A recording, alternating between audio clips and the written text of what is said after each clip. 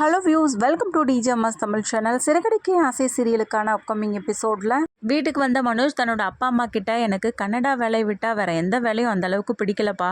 அந்த வேலை மட்டும்தான் நான் படித்த படிப்புக்கும் என்னோட தகுதிக்கும் ஏற்ற வேலையாக இருக்கும் நான் நினைக்கிறேன். அதனால் அந்த வேலைக்கான ஏற்பாடுகள்லாம் நான் பண்ண போகிறேன், அதுக்கு தேவையான பணத்தை எனக்கு கொடுங்க அப்படின்னு சொல்லிட்டு கேட்க, என்னடா மனோஜ் சொல்கிற, அவ்வளோ பணம் இங்கே எங்கே இருக்குது அப்படின்னு சொல்லிட்டு கேட்க, முத்துவம் சொல்கிறாரு, நான் அப்போவே நினச்சேன் இவன் ஏதோ கேட்க தான் வந்திருக்கான் அப்படின்னு சொல்லிட்டு, நீ கொஞ்ச நேரம் அமைதியாக இருடா அப்படின்னு மனோஜ் சொல்ல, மனோஜ் இவ்வளோ பணம் நம்ம கிட்ட எங்கப்பா இருக்குது அப்படின்னு சொல்லிட்டு அண்ணாமலை சொல்கிறது கேட்ட மனோஜ், அதான் நம்ம வீட்டு பத்திரம் இருக்கேப்பா அப்படின்னு சொல்கிறது கேட்டு எல்லாருமே ரொம்பவே அதிர்ச்சியாக போய் நிற்கிறாங்க. என்னடா சொல்கிற, வீட்டு பத்திரமா அப்படின்னு கேட்க, ஆமாம் வீட்டு பத்திரத்தை தான் நான் கேட்குறேன் அப்படின்னு மனோஜும் அழுத்தமாக சொல்ல, டேய் அதை வச்சு பணத்தை வாங்கினா அதுக்கப்புறம் எப்படி அந்த வீட்டை மீட்டெடுக்கிறது அப்படின்னு அண்ணாமலை கேட்க, என்னப்பா சொல்கிறீங்க, நான் கன்னடா போயிட்டு வேலை செய்ய ஆரம்பிச்சுட்டு அதுக்கப்புறம் அந்த பணத்தை வச்சு கண்டிப்பாக அந்த வீட்டை மீட்டு எடுத்துடலாம்ப்பா அப்படின்னு மனோஜ் சொல்கிறது கேட்டால், அதெல்லாம் சரிப்பட்டு வராதுப்பா அப்படின்னு அண்ணாமலை சொல்கிறது கேட்ட மனோஜ், அப்போ அன்னைக்கு முத்துக்காக நீங்கள் அந்த வீட்டை வச்சிங்களா, அப்போ அவனை ஒரு மாதிரி என்ன ஒரு மாதிரி பார்க்குறீங்களாப்பா அப்படின்னு கேட்க, டேய் அப்படிலாம் கிடையாதுடா,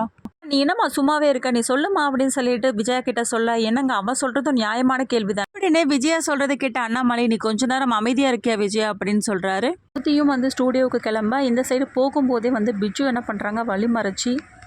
பார்த்து, நீ எதுக்காகமா தனியாக இருக்கணும், நான் இருக்கும்போது அப்படின்னு சொல்லிட்டு என்ன பண்ணுறாங்க, வம்பு பண்ணுறாங்க. அந்த சமயத்தில் அந்த பக்கமாக இருந்த முத்து என்ன பண்ணுறாங்க, இந்த பிஜு அடித்து எப்படியும் வந்து ஸ்ருதியை வந்து காப்பாற்றுறாங்க. அடுத்ததா ஸ்ருதியை பார்த்து பேசின முத்து, என்கிட்ட கடைசி வரல நீ கோவமாக இருந்துக்கலாம், என் தம்பி என்ன பண்ணான், அவன் மேலே பாசமாக தானே இருப்பான், அவனை நீ தண்டிச்சிடாத, தயவு செய்து வீட்டுக்கு வா, அவன் நீ இல்லாமல் வரமாட்டான் அப்படின்னு சொல்கிற விஷயத்த வந்து சொல்லிட்டு கிளம்புறாரு. கோவத்தோட வீட்டுக்கு வந்த ஸ்ருதி அவங்க அம்மா அப்பா கிட்ட பேசுகிறாங்க. இன்னைக்கு முத்து மட்டும் இல்லைனா என்னோட நிலைமை என்ன ஆயிருக்கும் தெரியுமா அப்படின்னு சொல்லிட்டு கேட்க, இது எல்லாத்துக்கும் காரணம் அந்த முத்துவாக தான் இருக்கும் அப்படின்னு சொல்லிட்டு பதில், ஏன்ப்பா இப்படிலாம் பேசுறீங்க, அன்னைக்கு கூட மீனாவை என்னெல்லாம் பேசியிருக்கீங்க, எனக்கு இன்னைக்கு தான் தெரிய வந்தது, தான் தப்பு பண்ணிட்டேன், அந்த வீட்டில் உள்ளவங்க எல்லாருமே என்னை அன்பாக தான் நடத்துகிறாங்க, அதுதான் என்னோட வீடு, ரவி எங்கே இருக்கானோ அங்கே தான் நானும் இருந்தாகணும் அப்படின்னு கோவத்தோட ஸ்ருதியும் அங்கேருந்து கிளம்ப, அவங்க அப்பா அம்மா எவ்வளோ சொல்லியும் கேட்காம அங்கேருந்து கிளம்புறாங்க. ஸ்ருதியும் ஃபோன் பண்ணுறாங்க ஸ்ருதி, அதுக்கப்புறம் 2 பேரும் ஒன்றா பார்த்தீங்கன்னா வீட்டுக்கு போகிறாங்க. ரவி ஸ்ருதி இவங்க 2 பேரும் வீட்டுக்கு வந்ததை பார்த்து எல்லாருமே ரொம்பவே சந்தோஷப்படுறாங்க.